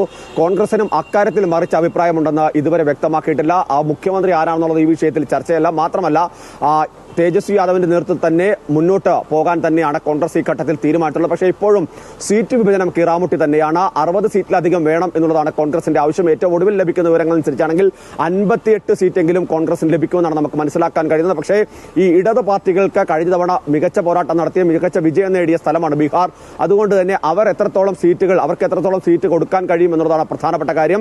കഴിഞ്ഞ തവണ 16 സീറ്റുകളിലാണ് ഇടത് പാർട്ടികൾ CPIML, CPI, CPM തുടങ്ങിയ പാർട്ടികൾ വിജയിച്ചു കയറിയത്. 29 സീറ്റ് നൽകുകയും ചെയ്തിരുന്നു. പക്ഷേ കോൺഗ്രസിന് നൽകിയതുമായി വെച്ച് നോക്കുമ്പോൾ വലിയ വിജയ ശതമാനം ഇടത് പാർട്ടികൾക്ക് ഉണ്ടാകുകയും ചെയ്ത തെരഞ്ഞെടുപ്പാണ് 2020. അതുകൊണ്ട് തന്നെ അവർ ഇത്തവണ 40 സീറ്റ് ചോദിക്കുന്നുണ്ട്. ഇക്കാര്യത്തിലുള്ള ചർച്ച അവസാന ഘട്ടത്തിലേക്ക് പോലും എത്തിയിട്ടില്ല. അതുകൊണ്ട് തന്നെ ഇത് സംബന്ധിച്ച് ഈ 2 ദിവസത്തിനുള്ളിൽ ചർച്ചകൾ പൂർത്തിയാക്കാൻ എന്നുള്ളതാണ് ഇപ്പോൾ മഹാസഖ്യത്തിന്റെ ക്യാമ്പ് പ്രതീക്ഷിക്കുന്നത്. അത്തരത്തിലുള്ള ചർച്ചകൾ മുന്നോട്ട് പോകുന്നു. ഏതായാലും കൂടുതൽ സീറ്റുകളിൽ RJD മത്സരിക്കുകയും തേജസ്വി യാദവ് മുഖ്യമന്ത്രി സ്ഥാനാർത്ഥിയെ ഉയർത്തിക്കൊണ്ടുപോകുന്ന നടപടി തന്നെയായിരിക്കും മഹാസഖ്യത്തിന്റെ ഭാഗത്ത് വരിക. മറുവശത്ത് NDAയിലേക്ക് വന്നാൽ പ്രധാനമായും ഇടഞ്ഞു നിൽക്കുന്നത് LJP തന്നെയാണ്. ചിരാഗ് പാസ്വാൻ ഇപ്പോഴും നിലപാട് വ്യക്തമാക്കിയിട്ടില്ല. കൃത്യമായി കേന്ദ്രമന്ത്രിമാരുമായി 2 തവണ അദ്ദേഹം കൂടിക്കാഴ്ച നടത്തിയിരുന്നു. ധർമ്മേന്ദ്ര പ്രധാനുമായി കൂടിക്കാഴ്ച നടത്തി. അതോടൊപ്പം തന്നെ നിത്യാനന്ദ റായുമായി ഇന്നലെ രാത്രി വൈകിയും കൂടിക്കാഴ്ച നടത്തി. ഈ കൂടിക്കാഴ്ച ചർച്ചകൾ വളരെ നല്ല രീതിയിൽ തന്നെ മുന്നോട്ട് പോയി എന്ന് മാത്രമാണ് നേതാക്കൾ വ്യക്തമാക്കിയത്. സീറ്റ് എത്ര എന്നുള്ള കാര്യത്തിൽ ഇതുവരെ ധാരണയെത്തില്ല. അതിൽ ശ്രദ്ധിക്കേണ്ട ഒരു പ്രധാനപ്പെട്ട കാര്യം ജൻസൂരജ് പാർട്ടിയുമായി, അതായത് പ്രശാന്ത് കിഷോറിന്റെ പാർട്ടിയുമായി നേരത്തെ LJP ചില ചർച്ചകൾ പ്രാഥമികമായി നടത്തിയിരുന്നു. അതായത് മുന്നണി വിട്ട് ഈ സഖ്യത്തിനൊപ്പം ചേരാം എന്നുള്ള തരത്തിലായിരുന്നു. കാരണം അങ്ങനെ തീരുമാനിച്ച സമയത്ത് തന്നെ ജൻസൂരജ് ആദ്യം പ്രഖ്യാപിച്ചിരുന്നു 1ാം ഘട്ട തെരഞ്ഞെടുപ്പ് നടക്കുന്ന സമയത്തുള്ള 1ാം ഘട്ട സ്ഥാനാർത്ഥി പട്ടിക പൂർണ്ണമായും ഇന്നലെ പ്രഖ്യാപിക്കുമെന്ന് പറഞ്ഞാണ്. പക്ഷെ അവർ 52 സീറ്റിലേക്ക് മാത്രമാണ് സ്ഥാനാർത്ഥികളെ പ്രഖ്യാപിക്കുകയും ചെയ്തത്. അതുകൊണ്ട് തന്നെ മറ്റേതെങ്കിലും തരത്തിലുള്ള ചരട് നീക്കങ്ങൾ നടക്കുന്നുണ്ടോ എന്നുള്ളത് സംബന്ധിച്ച് വരുന്ന മണിക്കൂറുകൾ മാത്രമാണ് വിവരങ്ങൾ ലഭ്യമാകുകയുള്ളൂ. അതേസമയം തന്നെ NDAയുടെ സീറ്റ് വിഭജനം ഈ 2 ദിവസത്തിനുള്ളിൽ പൂർത്തിയാകും എന്നുള്ളതാണ് BJP സംസ്ഥാന അധ്യക്ഷൻ വ്യക്തമാക്കിയിട്ടുള്ളത്. ശനിയാഴ്ച ഈ പട്ടിക പ്രാഥമിക സ്ഥാനാർത്ഥികളുടെ പട്ടിക ദേശീയ നേതൃത്വത്തിന് നൽകും. ആ പട്ടിക പാനലിന് കൊടുക്കും. അത് അംഗീകരിച്ച ശേഷം ഞായറാഴ്ച BJPയുടെ കേന്ദ്ര തെരഞ്ഞെടുപ്പ് കമ്മിറ്റി ചേരും എന്നുള്ളതാണ് വ്യക്തമാക്കുന്നത്. പ്രധാനമന്ത്രി അടക്കം യോഗത്തിൽ പങ്കെടുക്കുമെന്ന് അറിയുകയും ചെയ്യുന്നുണ്ട്. ആ യോഗത്തിന് ശേഷം ഒന്നെങ്കിൽ രാത്രി വൈകി അല്ലെങ്കിൽ തിങ്കളാഴ്ചയോടുകൂടി തന്നെ BJP സ്ഥാനാർത്ഥി പട്ടിക പ്രഖ്യാപിക്കും. അതോടുകൂടി തന്നെ NDAയുടെ പൂർണ്ണമായ ഒരു പട്ടികയിലേക്ക് കാര്യങ്ങൾ എത്തുമെന്നാണ് മനസ്സിലാക്കാൻ കഴിയുന്നത്. BJP ഈ തെരഞ്ഞെടുപ്പിൽ ലക്ഷ്യമിടുന്നത് സ്വന്തം മുഖ്യമന്ത്രി എന്നുള്ളതാണ്. കഴിഞ്ഞ തവണ ഏറ്റവും വലിയ ഒറ്റക്കക്ഷിയായിട്ട് പോലും മുഖ്യമന്ത്രി സ്ഥാനത്തേക്ക് എത്താൻ കഴിഞ്ഞില്ല. അതിനൊരു മാറ്റമുണ്ടാക്കിയാണ് അവർ ഉദ്ദേശിക്കുന്നത്. അമ്പിളി, ശരി. ബീഹാറിൽ തെരഞ്ഞെടുപ്പുമായി ബന്ധപ്പെട്ട് സീറ്റ് വിഭജന NDAയുടെയും അതുപോലെ തന്നെ മഹാസഖ്യത്തിന്റെയും ഒക്കെ സീറ്റ് വിഭജന ചർച്ചകൾ പുരോഗമിക്കുകയാണ്. അതിന്റെ വിശദാംശങ്ങൾ നൽകുകയായിരുന്നു KK പ്രശാന്ത്. ഇനി കൊച്ചിയിലേക്കാണ്. കൊച്ചിയിൽ തോക്ക് ചൂണ്ടി കവർച്ച നടത്തിയ സംഭവത്തിൽ 7 പേർ അറസ്റ്റിൽ. ഇതിൽ ഒരാൾ മോഷണത്തിൽ നേരിട്ട് പങ്കെടുത്ത ആളാണ്. പിടിയിലായവരിൽ എറണാകുളം സ്വദേശിയായ അഭിഭാഷകനും ഉൾപ്പെടുന്നു. കൂടുതൽ വിശദാംശങ്ങളുമായി അശ്വതി കൊച്ചിയിൽ നിന്നും ചേരുന്നുണ്ട്. അശ്വതി, എത്രത്തോളം വലിയ ഒരു കവർച്ചയാണ് നടന്നത്?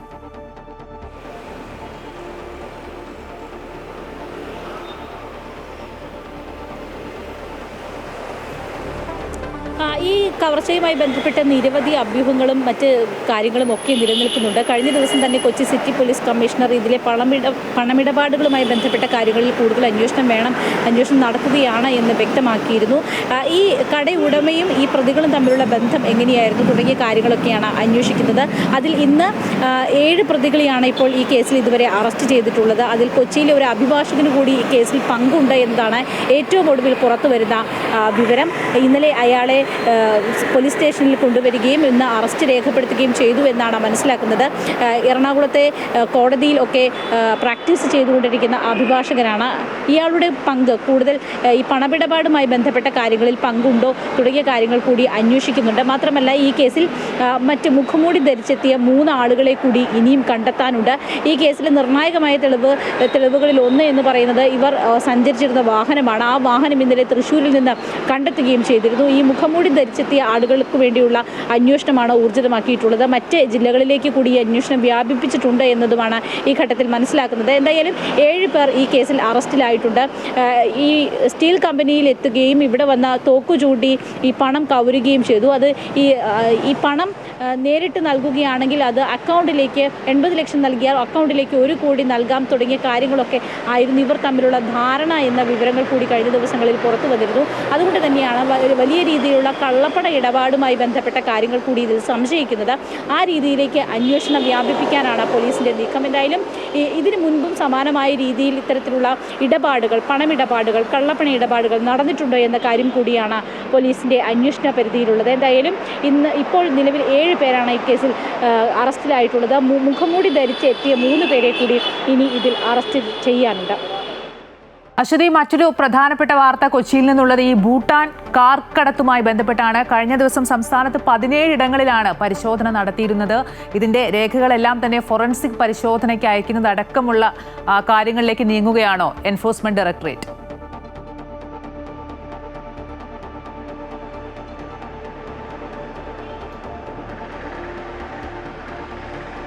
തീർച്ചയായിട്ടും ഇതിൽ കഴിഞ്ഞ ദിവസങ്ങളിലെ റെയ്ഡിൽ പിടിച്ചെടുത്തിട്ടുള്ള ഡോക്യുമെൻറ്റുകൾ, അതിൻ്റെ ഫോറൻസിക് പരിശോധനയാണ് പ്രധാനമായും ഇനി നടക്കാനുള്ളത്.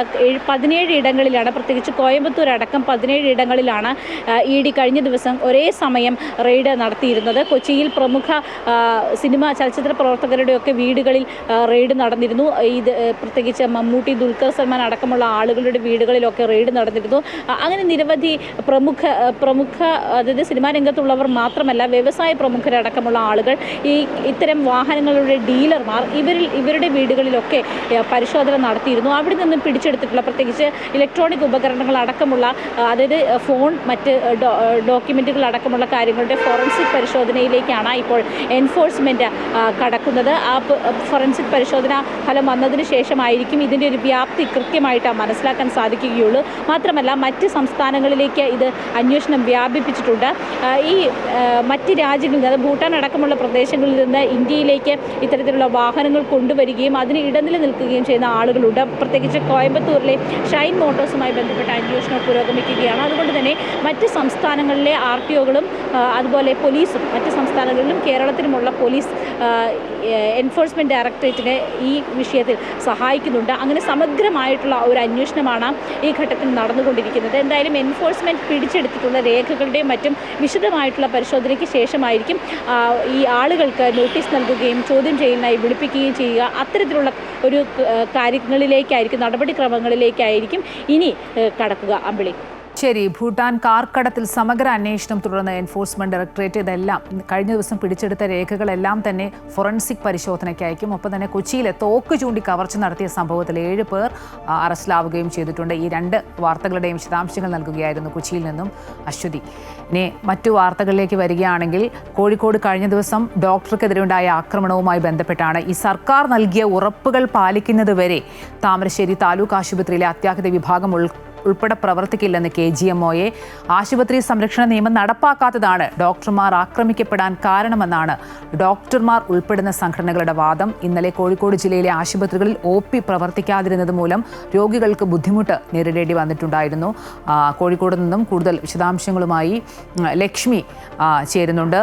ലക്ഷ്മി, KGMO വലിയ രീതിയിലുള്ള പ്രതിഷേധമാണ് ആ സംഭവത്തിന് ശേഷം പ്രതിഷേധവും പ്രതികരണവും ഒക്കെയാണ് നടത്തിയിരുന്നത്. നിലവിലെ സമരവും പ്രതിഷേധവും തുടരാൻ തന്നെയാണോ തീരുമാനം? അമ്പിളി, അത് തന്നെയാണ് അവരുടെ തീരുമാനം. കാരണം കഴിഞ്ഞ ദിവസം കോഴിക്കോട് ജില്ലയിലെ മുഴുവൻ ആശുപത്രികളിലും ഇത്തരത്തിലൊരു പ്രതിഷേധം ഉണ്ടായിരുന്നു. OP ഉൾപ്പെടെ പ്രവർത്തിച്ചിട്ടുണ്ടായിരുന്നില്ല. എന്നാൽ ഇനി അങ്ങോട്ടുള്ള ദിവസം മുതൽ താമരശ്ശേരിയിലെ താലൂക്ക് ആശുപത്രിയിൽ മാത്രമാണ് ഇത്തരത്തിൽ ഒരു പ്രതിഷേധം നടക്കുന്നത്. അത്യാഹിത വിഭാഗം ഉൾപ്പെടെ പ്രവർത്തിക്കില്ല എന്നുള്ള രീതിയിലുള്ള ആരോപണമാണ്. അതായത് ഇത്തരത്തിലുള്ള കൂടുതൽ കാര്യങ്ങളാണ് അവർ മുന്നോട്ട് വയ്ക്കുന്നത്. പ്രധാനമായി അവർ പറയുന്നത് ആശുപത്രി സംരക്ഷണ നിയമം നടപ്പിലാക്കിയിരുന്നുവെങ്കിൽ ഇത്തരത്തിലൊരു ഡോക്ടർക്ക് വെട്ടേൽക്കില്ലായിരുന്നു എന്നതടക്കമുള്ള കാര്യങ്ങൾ അവർ ഉന്നയിക്കുന്നുണ്ട്. അവർ പ്രധാനമായും പറയുന്നത് ഞങ്ങൾക്ക് ജോലി ചെയ്യണം, അത് അത്രയും മനസ്സമാധാനത്തോടെ ഞങ്ങൾക്ക് ആശുപത്രിയിൽ ജോലി ചെയ്യണം, സർക്കാർ അതിന് വേണ്ട കാര്യങ്ങളെല്ലാം ചെയ്തു തരണം എന്നടക്കമുള്ള കാര്യങ്ങൾ ഇന്നലെ അവർ ഉന്നയിച്ചുകൊണ്ടുള്ള പ്രതിഷേധം കോഴിക്കോട് ജില്ലയിലെ പലയിടങ്ങളിൽ അതുപോലെ തന്നെ മറ്റ് ജില്ലകളിലേക്ക് അടക്കം ഈ പ്രതിഷേധം നടത്തിയിരുന്നു.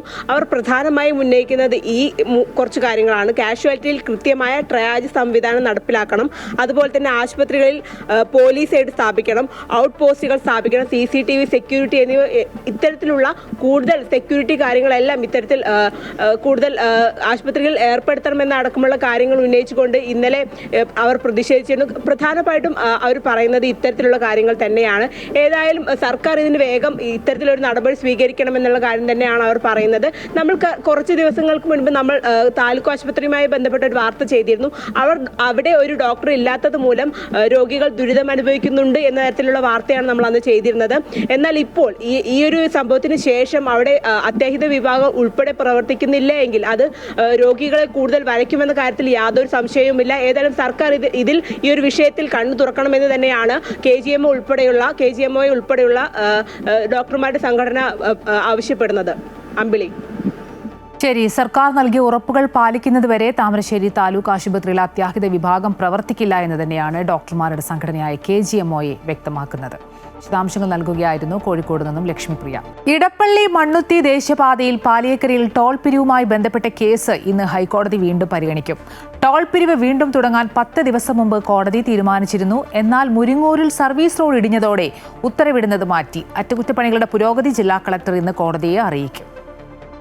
പോലീസ് അതിക്രമത്തിൽ പ്രതിഷേധിച്ച് കോഴിക്കോട് പേരാമ്പ്രയിൽ UDF പ്രഖ്യാപിച്ച ഹർത്താൽ തുടങ്ങി. രാവിലെ 6 മണി മുതൽ വൈകിട്ട് 5 വരെയാണ് ഹർത്താൽ. കോഴിക്കോട് CKGM കോളേജ് തെരഞ്ഞെടുപ്പിൽ ചെയർമാൻ സ്ഥാനം ലഭിച്ച UDFന്റെ ആഹ്ലാദ പ്രകടനം പേരാമ്പ്ര മാർക്കറ്റിന് സമീപം പോലീസ് തടഞ്ഞതിലെ പ്രതിഷേധം സംഘർഷത്തിൽ കലാശിച്ചു. പ്രവർത്തകർ പിരിഞ്ഞു പോകാതിരുന്നതിനാൽ പോലീസും ഗ്രനേഡ് പ്രയോഗിക്കുകയായിരുന്നു. ഇതിൽ പ്രതിഷേധിച്ചാണ് ഇന്നത്തെ ഹർത്താൽ. UDFന്റെ ബഹിഷ്കരണ അഭിനന്ദനം തള്ളി മലപ്പുറത്ത് തദ്ദേശ സ്വയംഭരണ സ്ഥാപനങ്ങളിൽ വികസന സദസ്സ് പുരോഗമിക്കുന്നു. UDF ഭരിക്കുന്ന നിരവധി പഞ്ചായത്തുകളിൽ വികസന സദസ്സ് നടന്നു കഴിഞ്ഞു. വരും ദിവസങ്ങളിൽ കൂടുതൽ തദ്ദേശ ഭരണ സ്ഥാപനങ്ങളിൽ പരിപാടി സംഘടിപ്പിക്കും. വികസന സദസ്സ് ധൂർത്താണെന്നും സഹകരിക്കേണ്ടതില്ല എന്നുമായിരുന്നു സംസ്ഥാന UDF നേതൃത്വം എടുത്ത തീരുമാനം. എന്നാൽ ബഹിഷ്കരണം തിരിച്ചടിയാകുമെന്ന തിരിച്ചറിവിലാണ് മലപ്പുറം ജില്ലയിലെ തദ്ദേശ സ്വയംഭരണ സ്ഥാപനങ്ങളിലെ UDF ഭരണസമിതികളും വികസന സദസ്സുമായി മുന്നോട്ടു പോകുന്നത്. UDF ഭരിക്കുന്ന മംഗലം പഞ്ചായത്തിലാണ് ആദ്യ പരിപാടി നടന്നത്. മുസ്ലിം ലീഗ് നേതൃത്വം കൊടുക്കുന്ന ഭരണസമിതിക്കെതിരെ കോൺഗ്രസിന്റെ പ്രാദേശിക നേതൃത്വം രംഗത്ത് വന്നിരുന്നുവെങ്കിലും മറ്റു പഞ്ചായത്തുകളിലും വികസന സദസ്സുമായി മുന്നോട്ടു പോവുകയാണ്. കോൺഗ്രസ് പ്രതിനിധിയായ പഞ്ചായത്ത് പ്രസിഡന്റ് നേതൃത്വം കൊടുക്കുന്ന വട്ടകുളം ഗ്രാമപഞ്ചായത്തിലും വികസന സദസ്സ് ആഘോഷമായി നടന്നു. 15 ദിവസം നീണ്ടു നിൽക്കുന്ന വികസനോത്സവം പരിപാടിക്കിടെയായിരുന്നു വട്ടകുളം പഞ്ചായത്തിലെ വികസന സദസ്സ്. തദ്ദേശ സ്വയംഭരണ തെരഞ്ഞെടുപ്പ് അടുത്ത സാഹചര്യത്തിൽ പരിപാടിയിൽ ഭരണ നേട്ടങ്ങൾ ജനങ്ങളിലെത്തിക്കാൻ വികസന സദസ്സ് അവസരമാക്കി മാറ്റണമെന്നാണ് UDF ഭരണസമിതികൾ നേതൃത്വത്തോട് ആവശ്യപ്പെടുന്നത്. വേണ്ടത്ര ആലോചന ഇല്ലാതെയാണ് വികസന സദസ്സുമായി സഹകരിക്കേണ്ട എന്ന തീരുമാനം നേതൃത്വം കൈക്കൊണ്ടതെന്ന അഭിപ്രായവും പല UDF ഭരണസമിതികൾക്കുമുണ്ട്. സംസ്ഥാന സർക്കാർ പ്രഖ്യാപിച്ച വികസന സദസ്സല്ല, ഗ്രാമപഞ്ചായത്തുകൾ സ്വന്തം നിലയിലാണ് പരിപാടികൾ നടത്തുന്നതെന്ന അവകാശവാദവുമായാണ് UDF ഭരിക്കുന്ന ഭരണസമിതികൾ പരിപാടി സംഘടിപ്പിക്കുന്നത്. അമൃത ന്യൂസ്, മലപ്പുറം. ഇനിയൊരു കൊയ്ത്തുത്സവത്തിന്റെ റിപ്പോർട്ട് കാണാം. തരിശായി കിടന്ന വയലുകളിൽ ഉൾപ്പെടെ 12 ഏക്കറിൽ നെൽകൃഷി വിളയിച്ച് കാസർഗോഡ് തലിച്ചാലം പാടശേഖര സമിതി. കൊയ്ത്തുത്സവത്തിന്റെ ആവേശത്തിലാണ് ഈ പ്രദേശത്തെ കർഷക കൂട്ടായ്മ. 80 ക്വിന്റലോളം നെല്ലാണ് വിളവെടുത്തത്.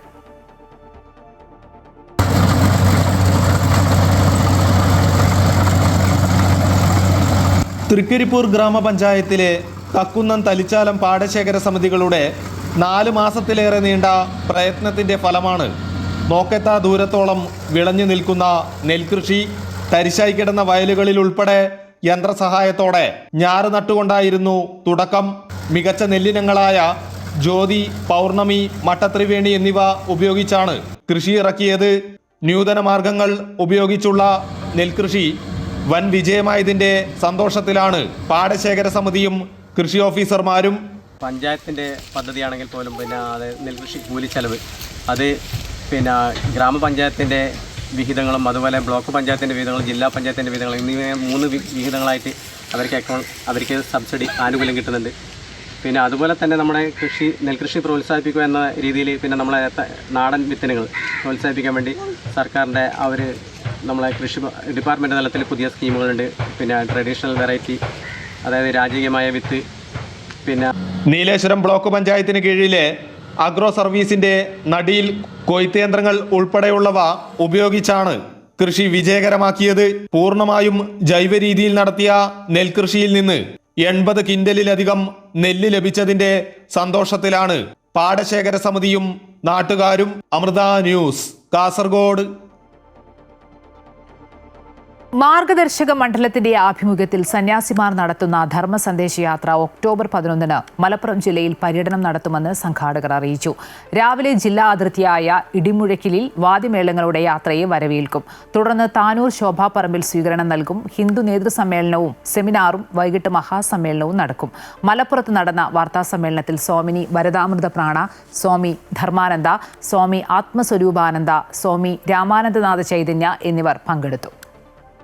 യുവ വിദ്യാർത്ഥി കുടുംബ സമൂഹത്തിൽ ഉണ്ടായിട്ടുമായി ഈ പരിപാടി പഞ്ചായത്ത്, താലൂക്ക്, ജില്ലാ അടിസ്ഥാന യാത്ര എന്ന് പറയുന്നത് സന്യാസിമാരെ സംബന്ധിച്ചിടത്തോളം വ്യത്യസ്തമായ ഒരു ഉണ്ടാകുന്നതിന് വേണ്ടി ധർമ്മസന്ദേശയാത്ര മലപ്പുറം ജില്ലയിൽ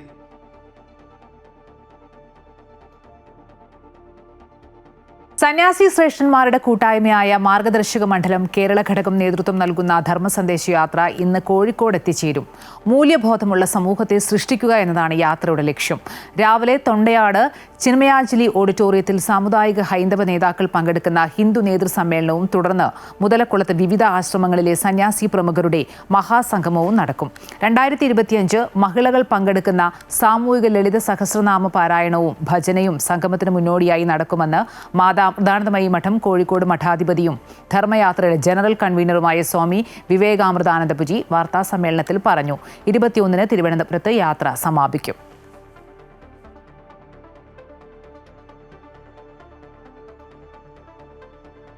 ലോക മാനസികാരോഗ്യത്തിന്റെ ഭാഗമായി വാൾ ഓഫ് ഹോപ്പ് അവതരിപ്പിച്ച് കൊച്ചിയിലെ ചൈൽഡ് ഡെവലപ്മെന്റ് സെന്ററായ പ്രയത്ന മാനസികാരോഗ്യ ബോധവൽക്കരണത്തിന്റെ ഭാഗമായിട്ടാണ് പ്രയത്ന ഒരു ക്യാൻവാസ് സ്ഥാപിച്ചിരിക്കുന്നത്.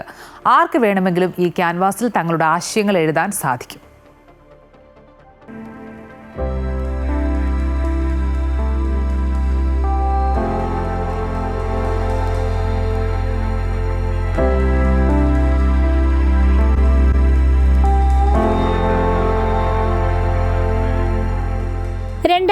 2025 ലോക മാനസികാരോഗ്യ ദിനത്തോടനുബന്ധിച്ച് കൊച്ചിയുടെ ഹൃദയഭാഗത്ത് സ്ഥാപിച്ച വിശാലമായ വെള്ള ക്യാൻവാസിൽ വളരെ പെട്ടെന്നാണ് വർണ്ണാഭമായ കൈപ്പടങ്ങളും ഹൃദയസ്പർശിയായ സന്ദേശങ്ങളും നിറഞ്ഞത്. ചൈൽഡ് ഡെവലപ്മെന്റ് സെന്ററായ പ്രയത്നിയാണ് പനമ്പിളി നഗറിൽ ഈ ക്യാൻവാസ് സ്ഥാപിച്ചത്. മാനസികാരോഗ്യത്തെക്കുറിച്ച് സമൂഹത്തിലുള്ള തെറ്റിദ്ധാരണകൾ ഇല്ലാതാക്കുക, ഒരാളുടെ ചെറിയ ചെറിയ ചിന്തകളും ആശയങ്ങളും മറ്റുള്ളവരിലേക്ക് എത്തിക്കുക തുടങ്ങിയവയാണ് വോൾ ഓഫ് ഹോപ്പ് കൊണ്ട് ഉദ്ദേശിക്കുന്നത്. ഇപ്പോഴും ഒരുപാട് മെൻ്റൽ ഹെൽത്ത് റിലേറ്റഡ് ആയിട്ടുള്ള ഇഷ്യൂസ് നമ്മുടെ സൊസൈറ്റിയിൽ നിലനിൽക്കുന്നുണ്ട്. So always there is a ray of hope എന്നുള്ളൊരു കോൺസെപ്റ്റാണ് നമ്മൾ ഉദ്ദേശിക്കുന്നത്. അപ്പം യു എക്സ്പ്രസ് യുവർ ഇമോഷൻസ്. അപ്പം you have to reach out. അപ്പോൾ എപ്പോഴും പ്രതീക്ഷയുടെ ഒരു നാളെ എപ്പോഴും എല്ലായിടത്തും ഉണ്ട്. അപ്പം express your emotions, that's what we look for it. നിരവധി ആളുകളാണ് ക്യാൻവാസിൽ തങ്ങളുടെ ആശയങ്ങളും മറ്റുള്ളവർക്കുള്ള സന്ദേശങ്ങളും കുറിച്ചിട്ടത്. ആൾക്കാർക്ക് വന്നിട്ട് അവർക്കൊരു പോസിറ്റീവ് കോട്ടോ പോസിറ്റീവ് അഫർമേഷൻസ് ഒക്കെ നമുക്കൊരു സ്റ്റിക്കി നോട്ടിൽ റൈറ്റ് ചെയ്ത്, അപ്പം ബാക്കി ഒരാൾ വരും, സ്ട്രെസ്ഡ് ആയിട്ട് ഒരാൾ വരുവാണെങ്കിൽ അത് വായിക്കുമ്പോൾ അവർക്കൊരു ബെറ്റർ ഫീലിംഗ് ആയിരിക്കും അത് വായിക്കുന്നതുകൊണ്ട് തോന്നുന്നത്. അതേപോലെ തന്നെ ഇപ്പോൾ നമ്മൾ പെയിൻറ്റ്സ് വെച്ച് പാമ്പ് വെക്കുമ്പോഴത്തേക്കും അവർക്ക് ആ ഒരു കളർ കൊണ്ട് ഇപ്പം മേ ബി ഒരു ലവ് ഒക്കെയാണ് അവരുടെ ഒരു ഫീൽ ചെയ്യുന്നതിന് ഹാപ്പി. അങ്ങനെയാണെങ്കിൽ നമ്മൾ റെഡ് കളർ വെക്കുമ്പോഴത്തേക്കും അതിൻ്റെ ഒരു ചൂസ് ചെയ്യുന്നത് ആ ഒരു റെഡ് എന്ന് പറയുമ്പോഴത്തേക്കും അതിൻ്റെ ആ ഒരു ഇമോഷൻ വരുന്നത് ലവ് ഓർ ഫ്രഷ് ആ ഒരു ഇതായിരിക്കുമല്ലോ. മാനസികാരോഗ്യ പ്രശ്നങ്ങളെക്കുറിച്ച് അവബോധം വളർത്തുന്നതിനും അതിനുള്ള ശ്രമങ്ങൾ ഏകോപിപ്പിക്കുന്നതിനും സാമൂഹികമായ ഒറ്റപ്പെടലിനെതിരെ പ്രചരണം നടത്തുന്നതിനും വേണ്ടിയാണ് ലോക മാനസികാരോഗ്യ ദിനം ആചരിക്കുന്നത്. അമൃത ന്യൂസ്, കൊച്ചി. ശുദ്ധജലമില്ലെങ്കിൽ ആശുപത്രികളുടെയും പ്രവർത്തനം താളം തെറ്റും. കോട്ടയം പാമ്പാടി താലൂക്ക് ആശുപത്രി നേരിടുന്ന ഏറ്റവും വലിയ വെല്ലുവിളിയും ശുദ്ധജല ദൗർലഭ്യമാണ്. ഇത് പരിഹരിക്കാൻ ഒരു നാട് ഒരുമിക്കുകയാണ്. ശുദ്ധജല പദ്ധതിക്ക് കുളം നിർമ്മിക്കാനുള്ള സ്ഥലം കണ്ടെത്താനായി ജനകീയ കൂട്ടായ്മയുടെ നേതൃത്വത്തിൽ അടുത്തയാഴ്ച ധനസമാഹരണം നടത്തുവാനാണ് തീരുമാനം.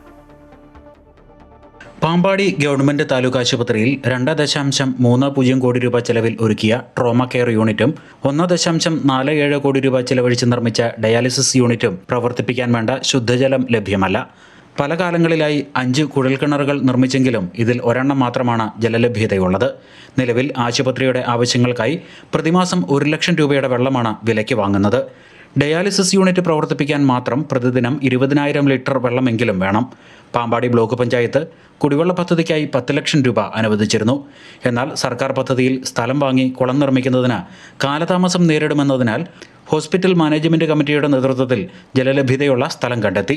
ഈ സ്ഥലം വാങ്ങുന്നതിനായാണ് ധനസമാഹരണം നടത്തുന്നത്. വെള്ളം ഒരു പ്രധാന ആവശ്യമാണ്. ഇത് പല ആശുപത്രി വികസന സമിതികളിലും നമ്മൾ അവതരിപ്പിച്ചു. പല ചർച്ചകൾ നടന്നു. അതിന് ശാശ്വതമായൊരു പരിഹാരം എന്ന് പറയുന്നത് ആശുപത്രിക്ക് വേണ്ടി വെള്ളമുള്ളൊരു സ്ഥലം കണ്ടെത്തി അവിടെ ഒരു വാട്ടർ പ്രോജക്റ്റ് ഉണ്ടാക്കി പമ്പ് വെച്ച് വെള്ളം ഇവിടെ എത്തിക്കുക എന്നുള്ളതാണ്.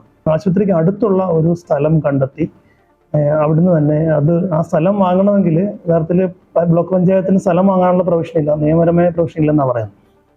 അപ്പം ആ സ്ഥലം വാങ്ങിക്കുന്നതിനുള്ള പണം പൊതുജനങ്ങളിൽ നിന്ന് കണ്ടെത്തി ബാക്കിയുള്ള കാര്യങ്ങൾക്ക് ബ്ലോക്ക് പഞ്ചായത്തിന്റെ പ്രോജക്റ്റ് വെച്ചിട്ട് ചെയ്യാമെന്നുള്ള ഒരു ആശയം വന്നു. ഒറ്റ ദിവസം കൊണ്ട് 10 ലക്ഷം രൂപ സമാഹരിക്കാനാണ് ലക്ഷ്യമിടുന്നത്. പാമ്പാടി പഞ്ചായത്തിന്റെ 20 വാർഡുകളിലെ വീടുകളിലും സ്ഥാപനങ്ങളിലും നിന്നാണ് ധനസമാഹരണം. ഈ മാസം 12-ന് ഫണ്ട് ശേഖരണം നടത്തുവാനാണ് തീരുമാനിച്ചിരിക്കുന്നത്. ഇതിനു മുന്നോടിയായി കഴിഞ്ഞ ഞായറാഴ്ച നോട്ടീസ് വിതരണവും നടത്തിയിരുന്നു. ജനകീയ കൂട്ടായ്മയുടെ നേതൃത്വത്തിൽ നടത്തുന്ന പ്രവർത്തനം നാടിൻ്റെ ആരോഗ്യ സംരക്ഷണ മേഖലയ്ക്ക് പുത്തനുണർവാകുമെന്ന പ്രതീക്ഷയിലാണ് നാട്ടുകാരും പൊതുപ്രവർത്തകരും ആശുപത്രി അധികൃതരും. അമൃത ന്യൂസ്, കോട്ടയം. ഇനി പ്രേക്ഷകർക്കേറെ പരിചയമുള്ള മൂന്നാറിലെ പടയപ്പയുടെ ഒരു പുതിയ വിശേഷത്തിലേക്കാണ്. മൂന്നാറിലെ കാട്ടുകൊമ്പൻ പടയപ്പയ്ക്ക് ക്യാരറ്റും പൈനാപ്പിളും ചോളവും ഒന്നുമല്ല ഇപ്പോൾ പ്രിയം. ഭക്ഷണക്രമം പതിയെ മാറ്റി പിടിച്ചിരിക്കുകയാണ് പടയപ്പ. ഇതോടെ വലിയ ആശങ്കയിലാണ് വഴിയോര കച്ചവടക്കാർ. കഴിഞ്ഞ ദിവസം രാത്രി മൂന്നാർ പെരിയവരൈ പാലത്തിന് സമീപമുള്ള 4 കടകളാണ് പടയപ്പ തകർത്തത്. വിൽപ്പനയ്ക്കായി സൂക്ഷിച്ചിരുന്ന ബ്രെഡും ബണ്ണും നൂഡിൽസും ബിസ്ക്കറ്റുമെല്ലാം അകത്താക്കി. ആന പടയപ്പ இந்த நூடுல்ஸு இந்த ப்ரெட்டு இதெல்லாம் சாப்பிட்டு போகுது. இதை வச்சு தான் எங்களுக்கு வாழ்வாதாரம். சாப்பாட்டுக்கு வேறு வழி இல்லை. சாப்பிட்டு எல்லாம் போயிடுச்சு. ப்ரெட்டு முதல் கொண்டு சாப்பிட்டு போயிடுச்சு. പെരിയവരയിലെ വഴിയോര കടകളിൽ മുൻപ് പൈനാപ്പിൾ, ചോളം, ഓറഞ്ച്, ക്യാരറ്റ് തുടങ്ങിയ പഴവർഗ്ഗങ്ങളായിരുന്നു സഞ്ചാരികൾക്ക് വിൽപ്പനയ്ക്കായി സൂക്ഷിച്ചിരുന്നത്. ஆனால் നമ്മുടെ കട വന്നിട്ട് അതുകൊണ്ടാണ് നമ്മൾ കൈ മുടിയാത്ത കൊണ്ട് നമ്മൾ വെറും വെള്ളം എടുത്ത് കൊടുത്ത് ഇന്ന ചെറിയ ഒരു കച്ചവടം ചെയ്യാമെന്ന് ഓർത്താണ് നമ്മളിരിക്കുന്നത്.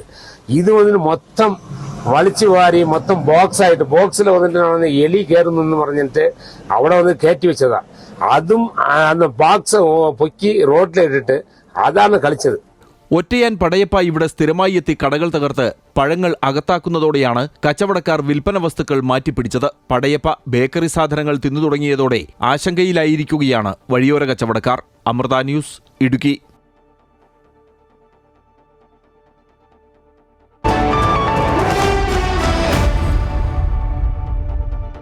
ഇനി ഓഹരി വിപണിയുടെ വിലയിരുത്തലുമായി ധനകാര്യ ഓഹരി വിദഗ്ധൻ കെ ദിലീപ് ചേരുന്നു. ശ്രീ ദിലീപ്, ഗുഡ് മോർണിംഗ് കേരളത്തിലേക്ക് സ്വാഗതം. ഇന്ന് നമുക്ക് വിപണിയിൽ എന്തൊക്കെ പ്രതീക്ഷിക്കാം?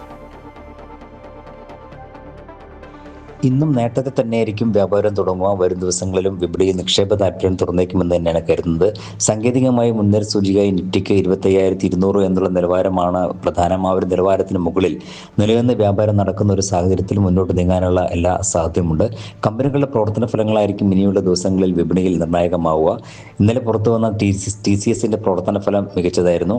അതിൻ്റെ ഒരു സ്വാധീനം TCSലും IT മേഖലയിലും ഉണ്ടാവും. TCSൽ കഴിഞ്ഞ 2 ദിവസമായി നിക്ഷേപ താല്പര്യവും പ്രകടമായിരുന്നു.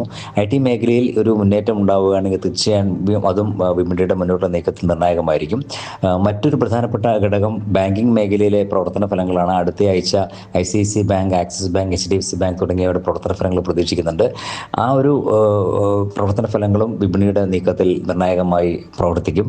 മറ്റൊന്ന് ആഗോള സാഹചര്യങ്ങളാണ്. ആഗോള ഘടകങ്ങൾ വളരെ അനുകൂലമായി തന്നെ തുടരുന്നുണ്ട്. പ്രത്യേകിച്ചും US, യൂറോപ്യൻ വിപണികളിൽ നേട്ടത്തിൽ തന്നെയാണ് വ്യാപാരം നടക്കുന്നത്. അതിൻ്റെ ഒരു സ്വാധീനവും വിപണിയിലുണ്ടാവും. വിദേശ നിക്ഷേപ സ്ഥാപനങ്ങളുടെ നിലപാടുകളും നിർണായകമായിരിക്കും. കഴിഞ്ഞ 2-3 ദിവസമായി തുടർച്ചയായി വിദേശ നിക്ഷേപ സ്ഥാപനങ്ങൾ വിപണിയിൽ അറ്റ നിക്ഷേപത്തിലായിരുന്നു. അവരുടെ നിലപാടുകളും വിപണിയുടെ ഇനിയുള്ള നീക്കത്തിൽ നിർണായകമായിരിക്കും. എന്തായാലും നിലവിലെ സാഹചര്യത്തിൽ നിക്ഷേപ താല്പര്യം തുറന്നേക്കുമെന്ന് തന്നെയാണ് കരുതുന്നത്. ഏതെങ്കിലും തരത്തിൻ്റെ ഒരു തിരുത്തൽ വിപണിയിൽ ഉണ്ടാവുകയാണെങ്കിൽ പ്രത്യേകിച്ചും നിക്ഷേപകർ വിപണിയുടെ ഓരോ ഉയർച്ചയിലും ലാഭമെടുക്കാനുള്ള ഒരു സാധ്യത ഉണ്ട്. ആ ഒരു നില തുടരുകയാണെങ്കിൽ തീർച്ചയായും അതും ഒരു നിക്ഷേപ അവസരം തന്നെയായിരിക്കും. എന്തായാലും ഓഹരി അധിഷ്ഠിതമായ നീക്കങ്ങൾക്ക് പ്രാധാന്യമുള്ള ദിവസങ്ങളാണ്. അതിൻ്റെ പ്രധാനപ്പെട്ട കാരണം കമ്പനികളുടെ പ്രവർത്തന ഫലങ്ങൾ തന്നെയാണ്. ഓഹരി അധിഷ്ഠിത നീക്കങ്ങളും ആ മേഖലയെയും ഓഹരികളെയും കേന്ദ്രീകരിച്ചുള്ള കൂടുതൽ നീക്കങ്ങളാണ് ഇനി വിപണിയിൽ പ്രതീക്ഷിക്കാവുന്നത്. എന്തായാലും നേട്ടത്തിൽ തന്നെയായിരിക്കും ഇന്നും വ്യാപാരം തുടങ്ങുക. ശരി, ഓഹരി വിപണി ഇന്നും നേട്ടത്തിലായിരിക്കും വ്യാപാരം തുടങ്ങുക. വിപണിയിൽ ഇന്നത്തെ പ്രതീക്ഷകൾ പങ്കുവയ്ക്കുകയായിരുന്നു ധനകാര്യ ഓഹരി വിദഗ്ധൻ കെ ദിലീപ്. വാണിജ്യ വാഹന രംഗത്ത് സുസ്ഥിരതയുടെ പുതിയ യുഗം തുറന്നുകൊണ്ട് മോൺട്ര ഇലക്ട്രിക് ഏറ്റവും പുതിയ മോഡലായ ഇവിയേറ്റർ 3.5 ടൺ GVW പിക്കപ്പ് വാഹനം ലോഞ്ച് ചെയ്തു. ട്രൂ EV വാഹനമായി രൂപകൽപ്പന ചെയ്തിട്ടുള്ള ഇവിയേറ്റർ ആധുനിക വാണിജ്യ ആവശ്യങ്ങൾക്കാണ് ലക്ഷ്യമിട്ടിട്ടുള്ളത്. കരുത്തും കാര്യക്ഷമതയും ഒരുമിച്ച് വാഗ്ദാനം ചെയ്യുന്നതോടൊപ്പം 40 കിലോവാട്ട് ബാറ്ററിയിൽ പ്രവർത്തിക്കുന്നതുകൊണ്ട് certified range 245 kilometre, real range 170 kilometre വരെയുള്ള മികച്ച പ്രകടനം ഉറപ്പാക്കുന്നു.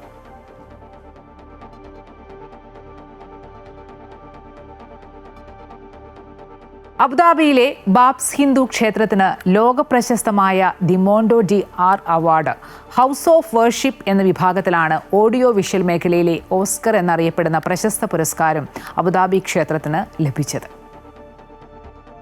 ഫ്ലോറിഡയിലെ ഓർലാൻഡോയിൽ നടന്ന ചടങ്ങിലാണ് ഓഡിയോ വിഷ്വൽ മേഖലയിലെ ഓസ്കർ എന്നറിയപ്പെടുന്ന the mondo DR award Abu Dhabi BAPS Hindu ക്ഷേത്രത്തിന് സമ്മാനിച്ചത്.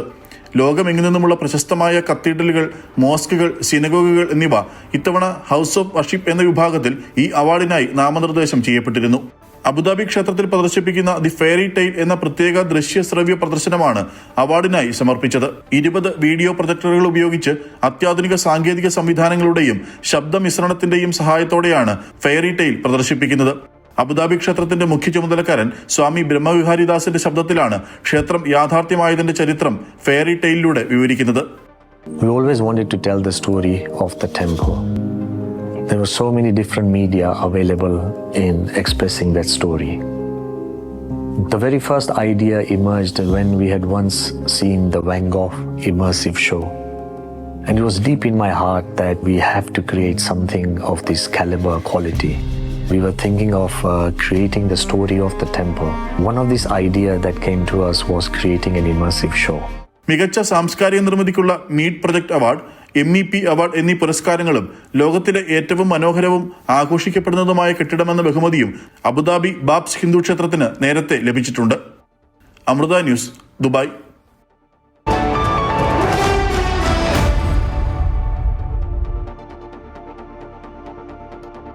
ഇന്ത്യ വെസ്റ്റ് ഇൻഡീസ് രണ്ടാം ടെസ്റ്റ് പരമ്പര ഇന്ന് 2 മത്സരങ്ങളുടെ പരമ്പരയിൽ ആദ്യ ടെസ്റ്റിൽ ഇന്നിംഗ്സ് ജയമാണ് ഇന്ത്യ സ്വന്തമാക്കിയത്. രണ്ടാം ടെസ്റ്റ് കൂടി ജയിച്ചാൽ സമ്പൂർണ്ണ ജയത്തോടെ പരമ്പര സ്വന്തമാക്കാം.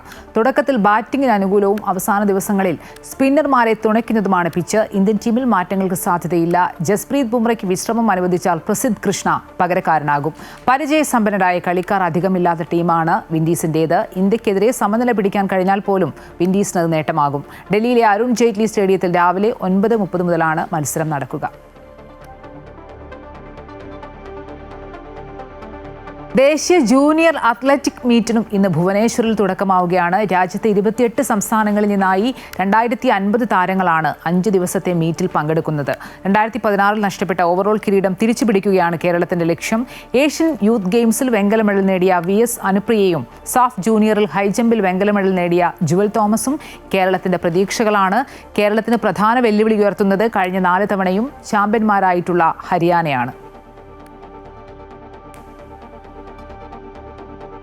ഇതോടെ ഇന്നത്തെ ഗുഡ് മോർണിംഗ് കേരളം പൂർണ്ണമാവുകയാണ്. കൂടുതൽ വാർത്തകൾക്കും വിശദാംശങ്ങൾക്കും അമൃത ന്യൂസ് യൂട്യൂബ് കാണുക.